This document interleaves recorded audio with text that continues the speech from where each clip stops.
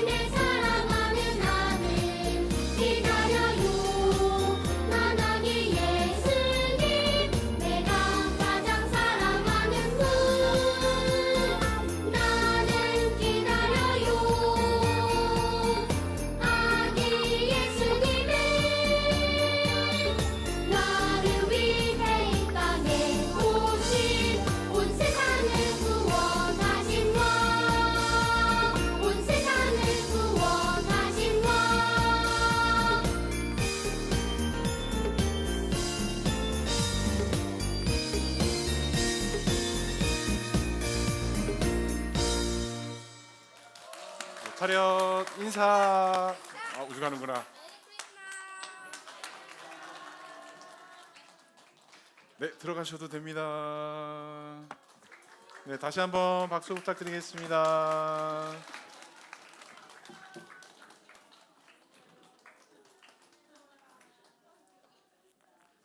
내년도는 더 풍성하게 할 수 있기를 함께 기도했으면 좋겠습니다.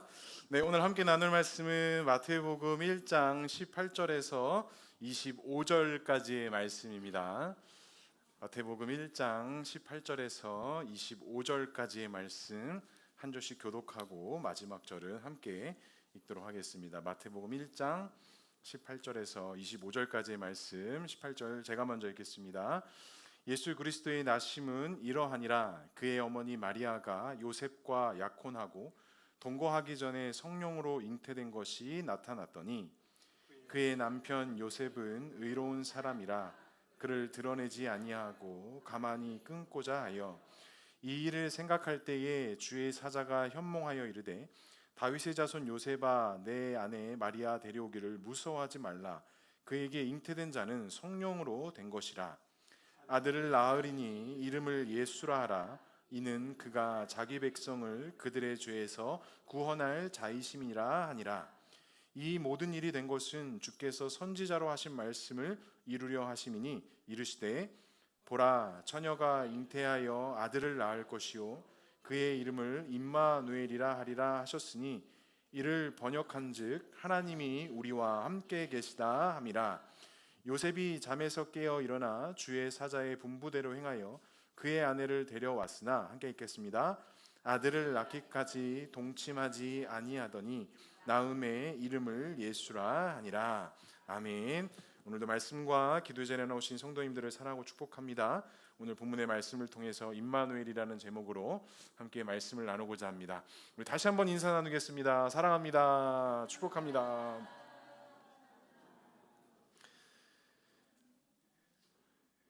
네, 우리가 예배 전에도 인사 나눴지만 12월 말이 되고 성탄의 계절이 되면 우리 그리스도인뿐만이 아니라 사회 전체적인 문화가 연말이기 때문에 약간 이렇게 들떠 있는 감이 없지 않아 좀 있는 것 같습니다. 그래서 과거에는 우리가 교회 문화 중에 이제 새벽송이라는 게 있었잖아요. 근데 이게 어느 순간 좀 사라졌어요. 한 10여 년 전부터 이게 여러 가지 또 민원이다 뭐다 해서 이런 새벽송의 문화가 사라지면서 좀 성탄절이 좀 심심해지지 않았나 좀 그런 생각을 합니다. 왜냐하면 제가 중고등학교 시절 때는 24일, 25일은 무조건 교회에서 그냥 밤새고 노는 날이었어요. 그래서 24일 날 모여서 성탄 전야 행사하고 전야가 행사 끝나면 이제 3, 4 모여서 성도님의 집을 방문하면서 성탄의 찬양 부르고 또 이 새벽송의 재미가 뭐예요? 먹을 거 얻어 먹는. 그래서 그때 제가 어렸을 때 다녔던 교회에 황금 라인이 있었어요. 네, 이게 일반 라인이 있고 황금 라인이 있을 정도로 어느 라인의 새벽송을 돌아야 그때는 정말 진수성찬을 받느냐 아니면 어느 라인을 가느냐에 따라서 그냥 초코파이만 받느냐 이런 문화가 상당히 재미있었던 그런 추억들이 있었습니다. 어찌됐든 간에 이 성탄의 계절은 우리 그리스도인에게나 믿지 않는 그냥 일반 사람들에게나 가족이 함께하면서 연말을 마무리하고 뭔가 새해를 준비하는 그런 시기들인 것 같아요. 그래서 저도 내년 성탄절은 저희 교회에서 조금 특별하게 한번 준비를 해볼까 합니다. 아직 구체적으로 막 결정하진 않았지만 막 여러 가지들을 막 생각하고 있어요. 그래서 제가 앞서 이야기했던 새벽송을 다시 한번 좀 돌아볼까라는 생각도 좀 해보고 있고요. 아니면 24일 밤에 그냥 정교인 파티를 한번 해볼까? 막 여러 가지 생각들을 하고 있는데 내년 성탄절은 저희가 우리 교인들뿐만 아니라 가족들을 좀 초청해서 좀 이렇게 풍성할 수 있는 그런 성탄절을 좀 우리가 준비했으면 좋겠습니다. 사랑하는 성도 여러분, 지난 한 해 동안 우리가 얼마나 고생이 많았고 또 얼마나 많은 일들이 성도님들 가운데 있었습니까? 또 우리 가족들 가운데서도 여러 가지 문제들, 사건들이 있었지만 또 하나님의 인도하심 속에 하나님의 보호하심과 은혜 속에 또 이렇게 믿음의 길을 우리가 함께 걸어가지 않았나 생각했는지 모르겠습니다.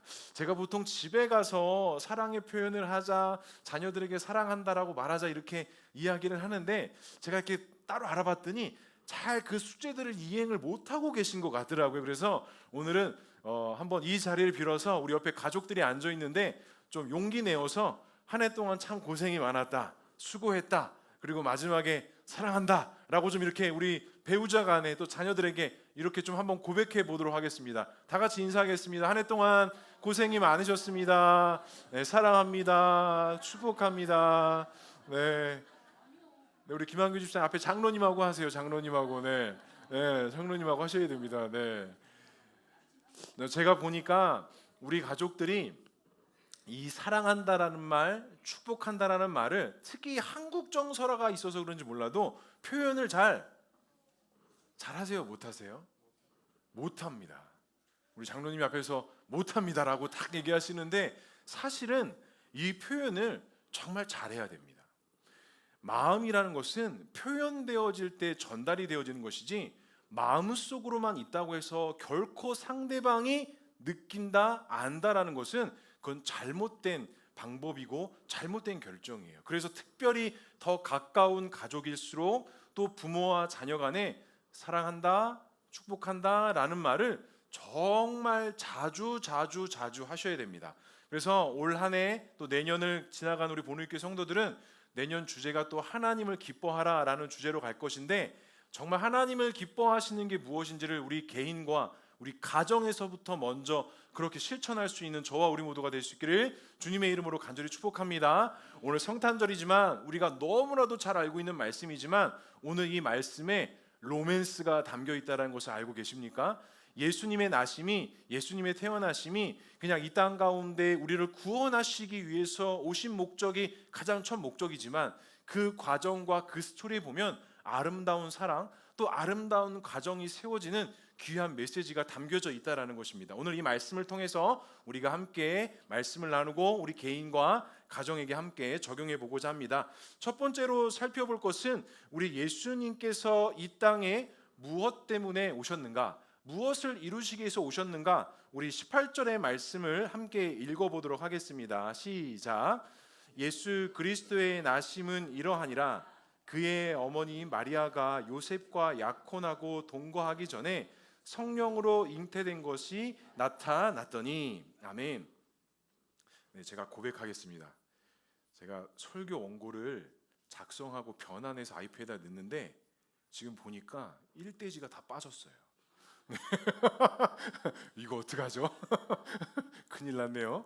네, 어차피 거의 다 외웠으니까 그냥 오늘 원고 없이 한번 가보도록 하겠습니다.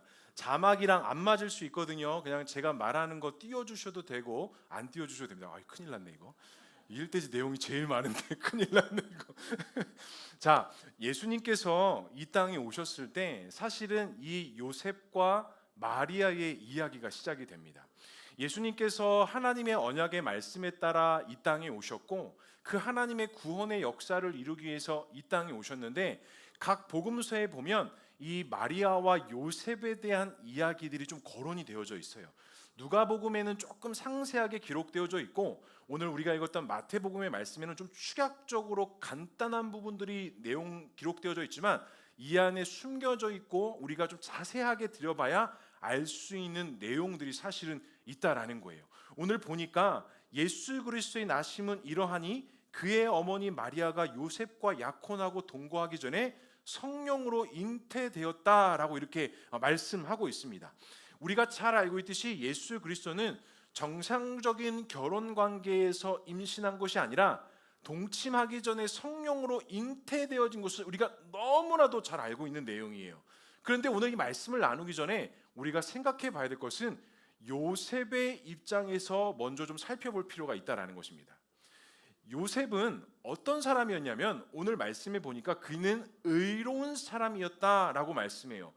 요셉이 의롭다라고 표현되어진 것은 의롭고 정직하며 또한 그가 하나님과 맺어진 그 율법과 규율을 잘 지키는 자였다라는 게 의로웠다라는 표현이 담고 있는 거예요. 그러니까 요셉은 그 다윗의 가문으로서 율법의 어떤 정신, 율법의 내용들 또 사람들 앞에서나 하나님 앞에서나 모든 것이 정직하고 의로우며 흠잡을 만한 것이 없을 정도로 의로운 사람이었다라는 거예요. 그래서 성경에 보면 구약에서도 여러 인물들이 하나님 앞에 의로웠다라는 그런 표현들을 있는 그런 성경의 인물들이 있지 않습니까? 그러니까 이 요셉은 어느 누가 봐도 율법 안에서 정직하고 순결하며 그 누구에게도 해를 행하지 않며 세상 속에서도 바른 생활의 사람이었다라는 거예요. 참 인간미가 느껴지지 않습니다. 사람이 좀 실수도 하고 좀 넘어짐도 있어야 되고 좀 왔다 갔다도 하고 있어야 되는데, 이 요셉이라는 인물은 의로웠다라는 표현이 우리가 이렇게 생각하지만 우리 인간적으로 바라봤을 때 참 인간미가 없는, 어떻게 보면 되게 딱딱할 수 있고 되게 규범적일 수 있고 되게 인간미가 느끼지 않는 그런 사람이 오늘 요셉이었다라는 거예요. 근데 이 요셉에게 오늘 큰 위기가 찾아왔습니다. 이 의로웠던, 하나님과 사람 앞에 의로웠던 이 요셉이 큰 난관의 문제를 만났어요. 어떤 문제예요? 그와 약혼한 마리아가 아기를 가졌는데 뭐로 아기를 가졌어요? 성령으로 아기를 가졌다라는 거예요. 아니 목사님, 성령으로 아기를 잉태됐는데 그게 요셉에게 있어서 뭐가 문제입니까? 우리끼리 이렇게 생각해 볼 수 있어요. 그런데 당시 결혼 제도를 보면 먼저 약혼을 해요. 그리고 보통 약혼을 하고 1년 뒤에 결혼식을 한다고 합니다. 그런데 약혼을 하고 결혼식 하는 이 1년 사이 동안 이 예비 부부는 함께 살 수 있었을까요? 없었을까요? 없었어요. 각자 집에서 살아야 돼요. 그리고 동침한다라는 것도 율법에 허락하지 않는 내용이었습니다. 그런데 분명히 오늘 요셉이 마리아와 약혼을 했는데, 결혼을 하지 않았는데 마리아가 지금 뭐 한 거예요? 임신을 했어요. 요셉의 입장에서는 지금 자기의 미래 신부 마리아가 아기를 가진 것은 이 요셉의 의로운 인생에 있어서 큰 오점을 남길 만한 아주 안타까운 상황이 펼쳐졌다라는 거예요. 그러면 이 의로웠던 요셉이 하나님 앞에 말씀을 지키고 그 누구에게도 흠잡을 만한 것이 없었던 이 요셉이 자기 미래의 신부가 아기를 가진 사실을 알았을 때 요셉의 마음은 과연 어떠했을까요? 어떠했을까요? 어떠했을 것 같으세요? 지금 우리가 살고 있는 이 시대 속에서 이런 일이 생겨도 사실 참 받아들이기 쉽지 않은데, 이때 당시에 특별히 하나님 앞에서 의로움을 지켰던 요셉의 입장에서 마리아가 아기를 가졌다라는 것에 대해서는 정말 어떻게 보면 인정되지 않을 만한 큰 충격에 휩싸였다라는 거예요. 그런데 오늘 이 요셉이 이 자신의 아내 마리아가 아기를 가졌다라는 말을 들은 상태에서 요셉의 결정은 뭐였냐면 19절 하반절에 보니까 가만히 끊고자 하여라고 이렇게 이야기해요. 그럼 여기서 가만히 끊고자 한다는 것은 무엇을 끊어내려고 했던 것일까요? 약혼을 뭐 하는 거예요? 파하기 위해서는 거예요. 그러니까 이 요셉은 의로운 사람이었기 때문에 내 미래 아내가 결혼도 하지 않았는데 아이를 가졌다는 것은 인정되지 않고 받아들일 수 없는 상황이었다는 거예요.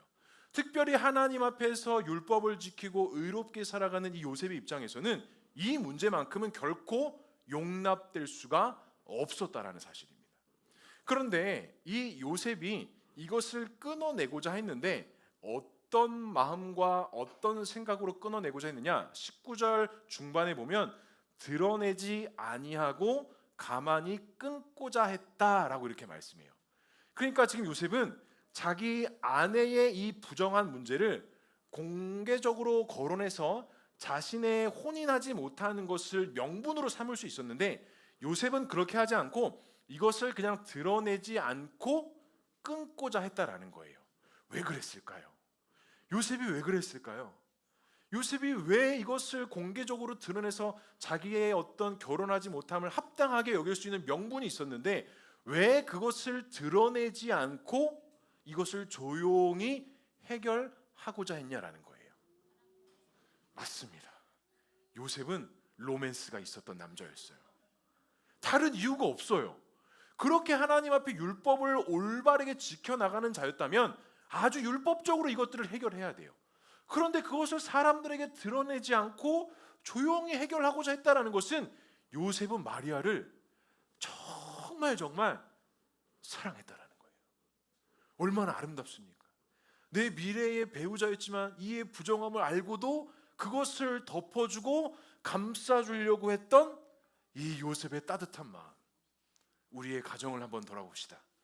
우리의 가정을 돌아보면 우리 배우자가 뭔가가 실수가 나오고 뭔가 연약함이 나오면 우리는 어떻습니까? 드러내고자 뭐라도 하나 더 드러내고 밝혀내고자 하는 그런 우리 어제도 저녁에 이제 수예배를 안 드렸잖아요. 근데 여지없이 성탄절이 되면 TV를 켜면 어떤 영화를 하는 줄 아세요? 나홀로 집에를 해요. 근데 이 어제는 무려 이 나홀로 집에 1, 2, 3를 연속으로 반영을 하는 거예요. 그래서 저희 막내가 신난 거예요. 왜냐하면 나홀로 집 2는 정확히 기억이 나는데 이 1이 기억이 안 나는 거예요. 그래서 TV를 딱 켰는데 1이 하니까 1이 거의 끝나갈 타이밍이 들어서 아쉬워하더라고요. 그래서 2를 보면서 저는 그냥 침대에 쓰러져 잠들었고, 그런데 이렇게 보고 있는데 저희 아내가 이제 첫째랑 둘째에게 이제 영화 한다고 영화 보라고 얘기하는데 나 홀로 집에가 아니라 갑자기 또 생각이 안 나네. 뭐라고 했죠 어제? 나 홀로 산다. 지성아 씨가 나 홀로 산다. 영화 보라라고 하는 거예요. 제가 이것 때문에 너무 웃겨가지고 그냥 웃음으로 끝냈으면 되는데 이게 또 장난기가 또 발동이 돼서 막 이걸 갖고 막 또 이거 봐라, 영화 제목도 제대로 알지 못하고 나홀로 산다가 뭐냐, 지금 이게 무슨 예능이냐, 나홀로 집에도 모르고 막 또, 그러니까 죄송합니다. 그러니까 우리는 배우자의 어떤 실수와 연약함이 드러나면 장난기가 나올 때도 있고요. 아무튼 이 실수와 연약함을 어떻게 해서든지 밝히 드러내서 이거를 그냥 재밌게 하려고 하는 그런 의도가 우리 마음 가운데 있다라는 거예요. 근데 오늘 요셉은 그러지 않았다라는 거예요. 어떻게 보면 되게 지역 안에서, 마을 안에서 손가락질 받을 수 있는 상황이었고요. 요셉의 신앙과 믿음의 삶에 있어서 큰 오점을 남길 수 있는 그런 상황이었어요. 그런데 요셉은 그 마리아를 정말 뭐 했다라는 거예요? 사랑했다라는 거예요. 그리고 정말 그가 부정하고 잘못되일 수 있는 상황 속에 그것들을 사람 앞에 밝히 드러내는 것이 아니라 그것들을 감싸 안고 드러내지 않고 조용히 해결하고자 했다라는 것이죠. 사랑하는 성도님들, 또 우리 사랑하는 우리 남성분들, 우리 아내 사랑하기를 정말 이 요셉과 같은 이 로맨스의 마음을 가지고 우리 배우자의 잘못을 드러내는 것이 아니라 함께 보완하고 함께 세워주고, 어제 놀려서 죄송합니다. 네. 함께 사랑하고 덮어줄 수 있는 우리 귀한 성도님들 가정 될 수 있기를 주님의 이름으로 간절히 축복합니다. 자, 요셉이 이렇게 마음에 생각을 했던 것 같아요. 오늘 20절에 보면 이 일을 생각할 때에 라고 이렇게 이야기해요. 그러니까 요셉이 실제적으로 행동으로 옮기진 않았지만 이 요셉의 마음과 생각 속에 엄청난 고민과 번민이 있었던 거예요. 이 문제를 어떻게 해야 되나? 이 상황을 내가 어떻게 해결해야 되나? 이것을 어떻게 내가 해결하고 대처해야 되나? 이렇게 고민하고 갈등하고 생각할 때에 누가 나타났습니까? 주의 사자가 나타났습니다. 그리고 20절에 이렇게 말씀합니다. 주의 사자가 현몽하여 이르되 다윗의 자손 요셉아, 내 아내 데려오기를 뭐하지 말래요? 무서워하지 말라라는 거예요. 그러니까 요셉은 마리아의 임신 소식을 접하고 요셉의 마음속에 무슨 마음이 있었다라는 거예요? 두려운 마음이 있었다라는 거예요.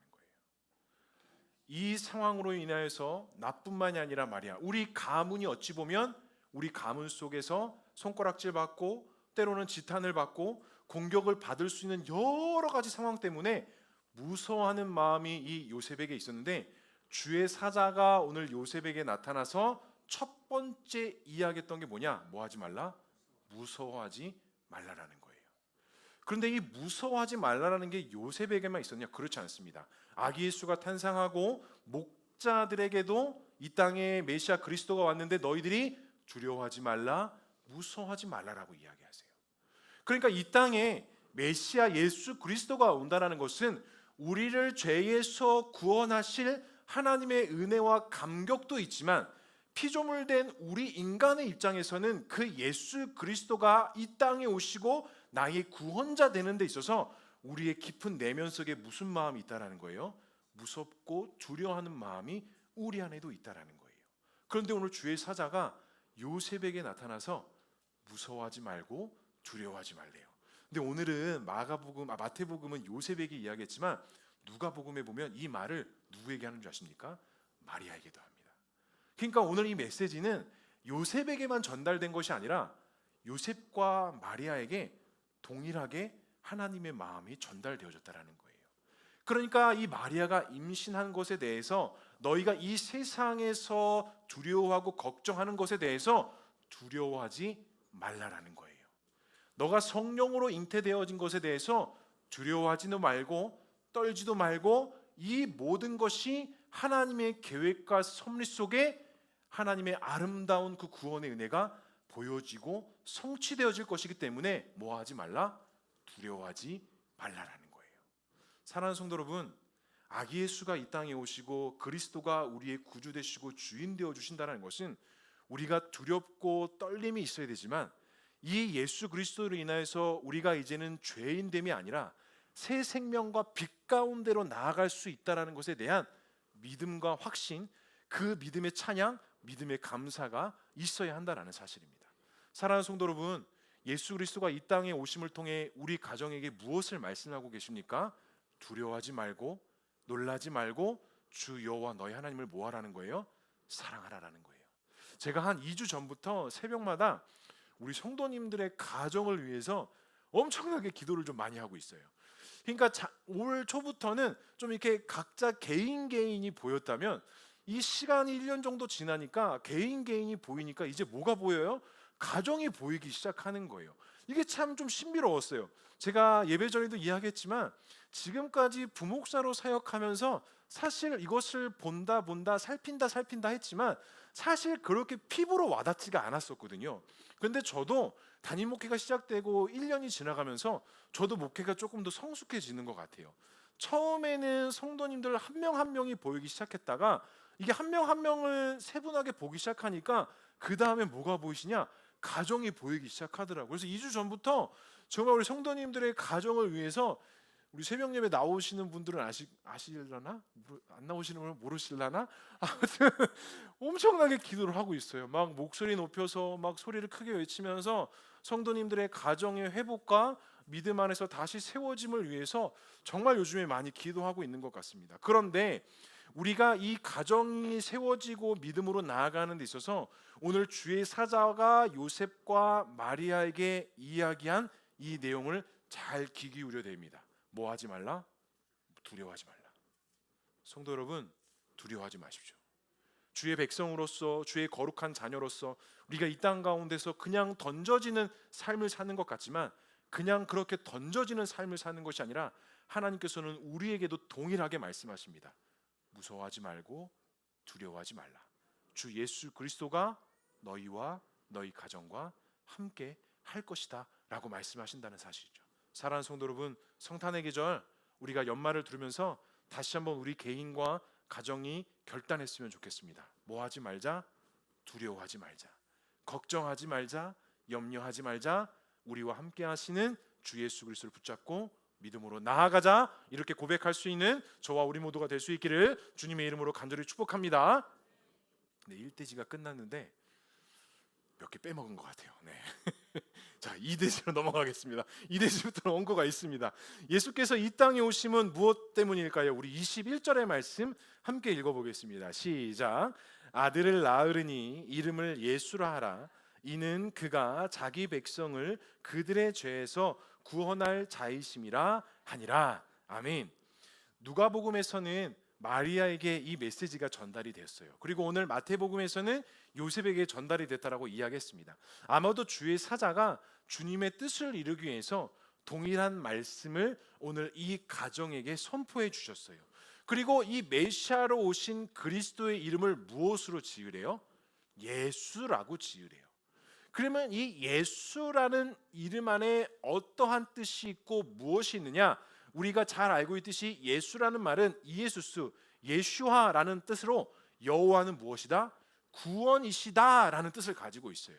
그러니까 오늘 요셉과 마리아에게 너희가 성령으로 잉태되어져서 아기를 낳을 것인데 그 이름을 예수라라고 지으는 것은 이 예수를 통해서 하나님이 구원되시고 하나님이 우리의 구원자 주인 되어 주심을 뭐 할 거라는 거예요? 선포할 자이라는 거예요. 성도 여러분, 예수님께서 이 땅에 오심의 가장 큰 목적과 이유는 다른 것이 아니라 우리에게 무엇을 주시기 위해서? 구원의 은혜를 주시기 위해서 이 땅에 오셨다라는 사실입니다. 그리고 오늘 주의 사자도 분명히 얘기합니다. 그가 자기 백성을 그들의 죄에서 뭐한다? 구원할 것이다. 그리고 마태복음 20장 28절에도 보면 인자가 온 것은 자기 목숨을 많은 사람들의 무엇으로? 대속물로 주려 함이다 라고 말씀하세요. 그러니까 예수님께서는 다른 목적과 다른 이유로 이 땅에 오신 것이 아니라 자기 백성을 구원하시기 위해서, 하나님의 그 구원의 은혜를 성취하시기 위해서 이 땅에 오셨다라는 거예요. 그러면 오늘 이 주의 사자가, 메시아가 이 땅에 오심이 자기 백성이다라고 이야기인데, 여기서 자기 백성은 누구이냐? 예수님께서는 우리가 수요 예배 때 많이 말씀을 나눴지만 예수님은 정치와 통치의 개념으로 이 땅에 오신 게 아니에요. 근데 많은 그때 당시 유대인들은 예수 그리스도가 이 땅에 오셨을 때 예수님께서 실제적인 이 나라의 왕이 되시고 통치하시고 다스리셔서 우리의 어떤 신분이 상승되는 걸 이 유대인들이 기대했어요. 근데 예수님의 이 땅에 오심은 그것이 아니었다라는 거예요. 자기 백성을 구원하시기 위해서 이 땅에 오심은, 하나님은 예수 그리스도를 영적인 주권자로 참 생명과 참 은혜 가운데 하나님의 거룩한 백성이 세워지기를 원하셨다라는 거예요. 성도님들 꼭 기억하셔야 됩니다. 하나님은 우리의 신앙과 믿음을 평가하는 것이 아니라 하나님은 우리의 신앙과 믿음을 뭐 하시기 위한 거예요? 회복하시고 세우시기 위함이라는 거예요. 반드시 착각하시면 안 됩니다. 하나님의 은혜와 사랑은 평가와 진단이 아니에요. 예수 그리스도께서 이 땅에 오심은 평가와 진단으로 다스리지 않으셨어요. 너 얼만큼 뭘 했니? 너 얼만큼 무엇을 했니가 아니라 하나님의 구원의 은혜는 회복하심의 은혜가 있다라는 사실을 꼭 기억하셔야 됩니다. 그래서 우리 성도님들 중에 코로나 기간 동안 교회를 잘 못 나오다가 이렇게 교회 나오신 성도님들도 있고, 또 여러 가지 신앙의 방황을 통해서 다시 이렇게 공동체로 불러주신 분들이 있는데, 우리 이 성도님들 꼭 기억하셔야 됩니다. 하나님은 우리들에게 신앙을 평가하고 진단하시는 분이 아니에요. 너 왜 그랬어? 너 왜 이거밖에 못했어? 너 이래서 이게 문제야? 이렇게 다가오시는 분이 아니라 하나님은 항상 우리의 신앙과 우리의 가정을 뭐 하시기 위함이다? 회복하시고 세우시기 위함이라는 거예요. 그래서 사랑하는 성도 여러분, 우리의 가정, 특별히 아직 믿지 않는 배우자, 아직 회복이 필요한 자녀들을 바라볼 때 우리가 반드시 잊지 말아야 될 눈은 평가와 진단이 아니라 회복과 세움에 있다라는 것을 꼭 기억하셔야 됩니다. 그래서 부모된 우리가 아직 회복이 필요한 자녀들을 바라볼 때 너무 이게 아니라 항상 긍휼한 마음과 사랑의 마음으로 뭐 해야 돼요? 이해하고 용납하고 다스리고 격려할 수 있는 우리 그런 부모님들 될 수 있기를 주님의 이름으로 간절히 축복합니다. 안타까움이 있습니다. 우리 내년 성탄절에는 꼭 자녀들 다 데리고 나오셔야 됩니다. 이 예배가 무너지면 안 됩니다. 우리 보누리교회가 가장 먼저 세워져야 될 것이 이 예배 회복으로부터 시작되어져야 되는. 그래서 히브리서 9장 28절에도 이렇게 말씀해요. 이와 같이 그리스도도 많은 사람의 죄를 담당시키시려고 단번에 들이신 바 되셨고 구원에 이르게 하기 위하여 죄와 상관없이 자기를 바라는 자들에게 두 번 나타나시느니라. 로마서 6장 6절에도 이렇게 말씀합니다. 우리가 알거니와 우리의 옛사람이 예수와 함께 십자가에 못 박힌 것은 죄의 몸이 죽어 다시는 우리가 죄에게서 종노릇하지 않기 위함이다 라고 말씀해요. 그러니까 하나님의 평가와 하나님의 은혜는 정죄하고 판단하는 것이 아니라 과거의 삶은 뭐하고 다 청산하고 앞으로 하나님께서 구원의 은혜, 하나님께서 이루실 은혜들을 믿음으로 바라보며 종노릇이 아니라 이제는 생명 가운데 나아가고자 있다라는 거예요. 사랑하는 성도는 그래서 우리가 빛 가운데로 나아가야 된다라는 거예요. 제가 이번 주에 새벽 말씀 때 한번 나눴는데, 지난주 주일날 제가 이제 교회를 딱 나오면 이쪽에서 햇빛이 정말 많이 들어와요. 정말 많이 들어오거든요. 근데 지난주 토요일은 특별히 과자 포장을 하고 우리 집사님들께서 교회 여기 본당을 청소해 주셨어요. 청소기도 돌리고 막 걸레질까지 다 해주셨거든요.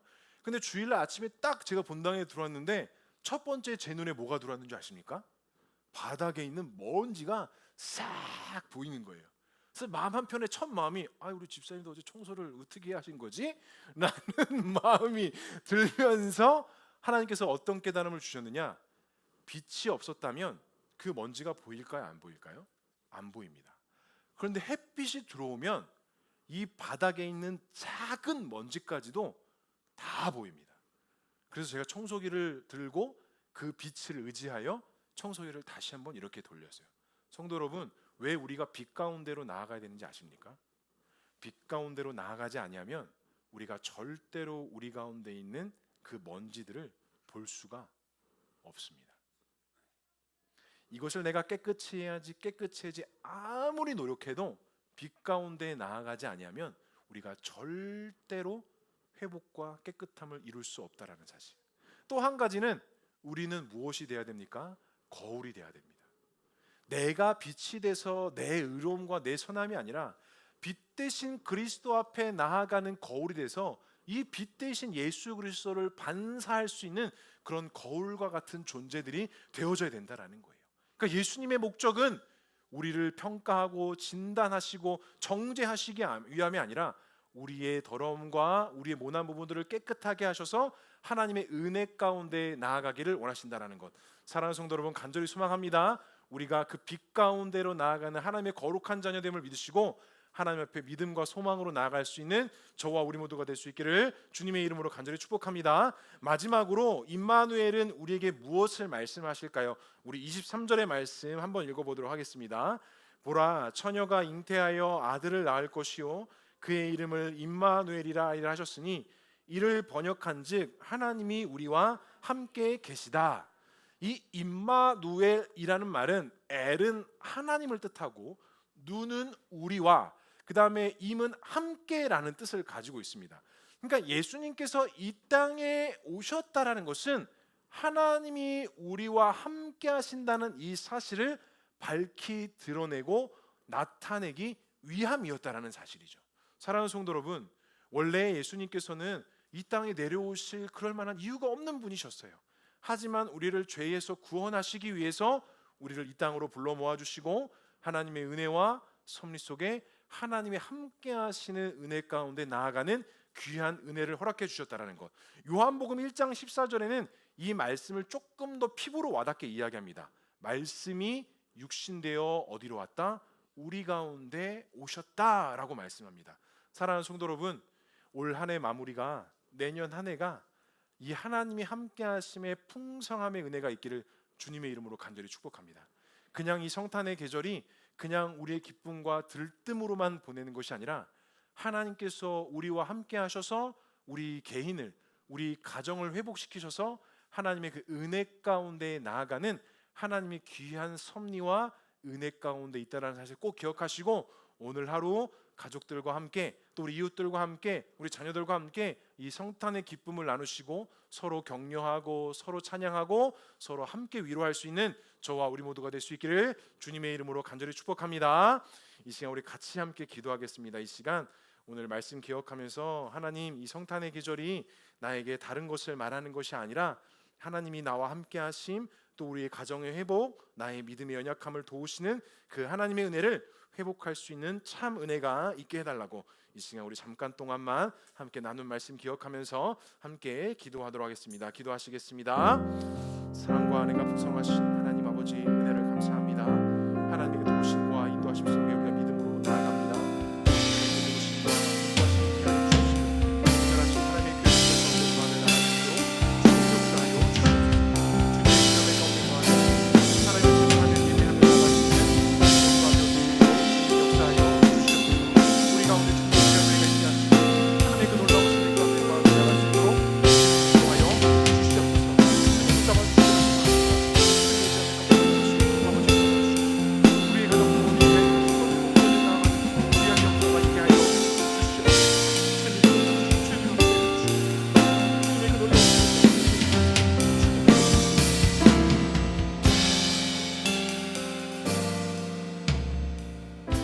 사랑하는 하나님, 우리를 구원하시기 위해서 이 땅에 오신 그 예수 그리스도의 사랑과 은혜가 오늘 우리에게 있는 것을 다시 한번 믿음으로 바라봅니다.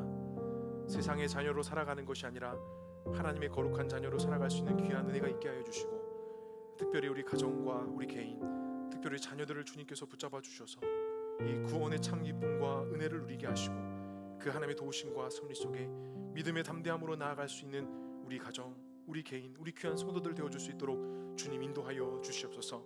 회복할 것들이 있다면 회복하는 은혜가 있게 하시고, 다시 한번 주의 은혜로 세워야 될 것들이 있다면 다시 한번 성령의 도우심과 인도하심으로 세워갈 수 있는 귀한 은혜가 있게 하여 주셔서 하나님의 그 도우심과 인도하심 속에 믿음의 담대함으로 나아가는 그 회복의 길로 나아갈 수 있는 우리 모두가 될 수 있도록 주님 역사하여 주시옵소서. 하나님께서 함께 하실 것을 믿사오며 이 모든 말씀 예수 그리스도의 이름으로 기도합니다. 아멘. 네, 우리 바로 유아 세례식 진행하도록 하겠습니다. 우리 지유가 한번 확인해 주세요. 네, 알겠습니다. 네, 우리 유아 세례식 거행하도록 하겠습니다. 우리 호명하는 아이의 부모님은 아이를 데리고 이 앞자리로, 장로님 자리를 조금 이쪽으로 옮겨주시고 오늘 세례자 부모님들을 좀 앉히도록 하겠습니다. 오늘 세례받는 민병찬, 민시아, 박하루 우리 부모님과 자녀들 이 앞자리로 좀 나와주시죠. 네네. 여기 두 양쪽에 나눠서 좀 앉아주시면 감사하겠습니다. 네, 우리 시아랑 병찬이도 앞으로 오세요. 하루도 오세요. 네, 감사합니다. 세례식은 그리스도께서 세우신 거룩한 예식입니다. 구약 시대에는 아브라함의 자손에게 할례를 받음으로 말미암아 언약 자손이 되는 특권과 은혜가 있었습니다. 이 시대는 예수님의 명령에 따라 우리도 세례식을 거행합니다. 특별히 유아 세례식은 우리의 자녀들을 하나님의 이름으로 또 말씀으로 키우고자 양육하겠다라는 우리의 결단, 우리의 헌신, 우리의 모든 믿음의 고백이기도 합니다. 세례를 받은 우리 부모님들은 말씀으로 자녀를 가르치고 자녀를 위해 그리고 자녀와 함께 기도하며 신앙생활의 본이 되는 삶을 반드시 사셔야 됩니다. 그냥 세상의 기준으로 자녀를 양육하는 것이 아니라 하나님께서 우리 가정에게 주신 하나님의 자녀인 신앙의 고백으로서 이제는 부모님들이 먼저 말씀으로 세워주시고 이 자녀들에게 말씀으로 본이 되시고 하나님 앞에 예배의 삶이 본이 되셔야 합니다. 그런 신앙의 고백이 우리 부모님들에게 있다라는 사실을 꼭 기억하시고 오늘 세례식 가운데 믿음으로 임하여 줄 수 있기를 주님의 이름으로 간절히 축복합니다. 우리 시아 병찬이 부모님 또 우리 하루 부모님 잠깐 자리에서 일어나 주시기 바랍니다. 제가 묻는 질문에 예 혹은 아멘으로 대답해 주시기 바랍니다. 여러분은 이 자녀가 예수 그리스도의 피 씻음으로 성령의 새롭게 하시는 은혜를 받아야 할 것을 믿음으로 고백하십니까? 아멘. 네, 여러분은 앞으로 이 자녀에게 세례의 의미를 가르치며 성경을 읽고 기도하며 예배에 참여할 것과 그리스도인의 올바른 생활에 대하여 가르치기로 서약하십니까? 아멘. 여러분은 지금 이 자녀를 하나님께 바치고 겸손한 마음으로 하나님의 은혜를 의지하여 친히 신앙의 모범을 통해 그들이 하나님의 자녀로 살도록 양육하기로 서약하십니까? 아멘. 기도하겠습니다. 자비로우신 하나님 아버지, 성도의 가정에 귀한 자녀를 주시고 하나님의 자녀로 양육할 기회를 주시니 주님 감사합니다. 이 시간 하나님이 허락하신 자녀가 세례를 받고자 합니다. 여기 모인 부모님들이 자녀들을 믿음으로 잘 양육하겠노라고 고백하고 다짐했습니다. 이제 세례받는 자녀가 하나님의 은혜 안에서 평생 삶을 살아가게 하시고 하나님의 사랑을 힘있게 나가게 하시고 그리스도의 은총 안에서 자라게 하시고 성령의 도우심을 따라 복음에 합당한 삶을 살 수 있도록 인도해 주시옵소서. 평생 믿음의 길을 떠나지 않게 하여 주시고 하나님의 은혜와 사랑의 보호하심 속에 넘어지지 않게 하시고 시험과 유혹이 있다 할지라도 하나님의 구원하심의 은혜로 말미암아 다시 주께로 돌아올 수 있는 귀한 은혜가 있게 하여 주시옵소서. 이 모든 말씀 예수 그리스도의 이름으로 기도합니다. 아멘. 네, 우리 새 자녀 이제 앞으로 나오셔서 앞을 바라보시기 바랍니다.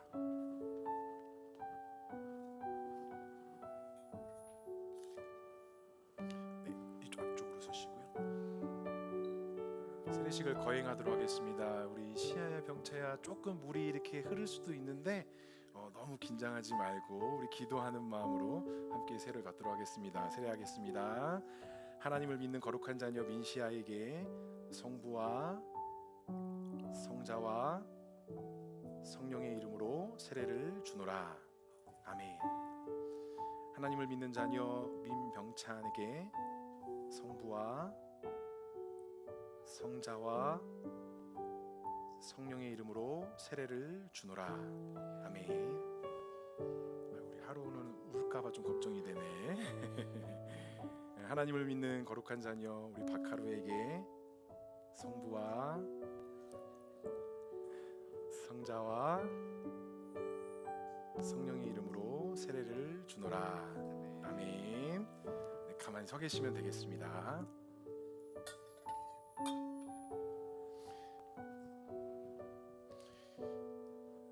우리 성도님들과 부모님들은 꼭 기억하셔야 됩니다. 이 유아 세례식이 하나의 예식으로만 끝나는 것이 아니라 우리가 함께 기도해야 될 귀한 기도의 제목이라는 것입니다.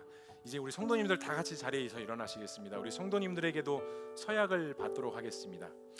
오늘 세례를 받은 우리 시아 병찬이 하루가 입교할 때까지 하나님 안에서 그리스도 안에서 믿음으로 살아가고 헌신자로 세워지기를 함께 기도하는 마음으로 평생에 함께 기도하기를 서약하십니까? 아멘. 우리 하나님 앞에 영광의 박수 올려드리도록 하겠습니다. 네, 공포하겠습니다. 오늘 세례를 받은 민시아, 민병찬, 박하루는 하나님의 은혜를 쫓아 유아 세례를 받았으므로 이제 대한예수교 장로회 보누리교회 유아 세례 교인이 된 것을 성부와 성자와 성령의 이름으로 공포하노라. 아멘. 하나님 앞에 영광의 박수 올려드리겠습니다. 네, 우리 성도님들 자리에 앉으셔도 좋습니다. 우리 자녀들도 돌아가서 앉으시면 되겠습니다. 네, 제가 기도하겠습니다. 사랑과 은혜가 풍성하신 하나님 아버지, 은혜를 감사합니다. 하나님, 오늘도 우리가 주 앞에 믿음으로 나와 기도함으로 주께 나아가오니 하나님, 우리를 더욱더 하나님의 은혜 가운데 살아가게 하시고, 특별히 오늘 유아 세례를 받은 병찬이와 시와 하루에게 하나님의 특별한 은혜가 있게 하여 주셔서 이들이 입교할 때까지 정말 믿음으로 자라나게 하시고, 부모된 우리가 또한 성도된 우리가 이 새 자녀들을 위해서 함께 기도하며 함께 간구하며 주의 믿음 가운데 나아갈 수 있는 귀한 은혜가 있게 하여 주시옵소서. 성탄의 계절 우리의 주님의 은혜가 있게 하시고 하나님의 그 도우심과 인도하심에 따라 믿음으로 나아갈 수 있는 우리 모두가 될 수 있도록 주님 역사하여 주시옵소서. 하나님께서 함께 하실 것을 믿사오며 이 모든 말씀 예수 그리스도의 이름으로 기도합니다. 아멘. 지금은 우리 구주 예수 그리스도의 은혜와 하나님의 사랑하심과 성령의 교통하심이 예수 그리스도가 이 땅에 오심으로 말미암아 구원받은 자녀로서 하나님의 이루시는 회복과 하나님의 그 이루시는 은혜의 길로 믿음으로 나아가기를 작정하며 나아가는 우리 사랑하는 주의 백성들 가운데, 특별히 오늘 유아 세례를 받은 3명의 자녀와 이들의 가정과 이들의 앞날 모든 것 가운데 지금으로부터 영원토록 함께 있을지어다. 아멘.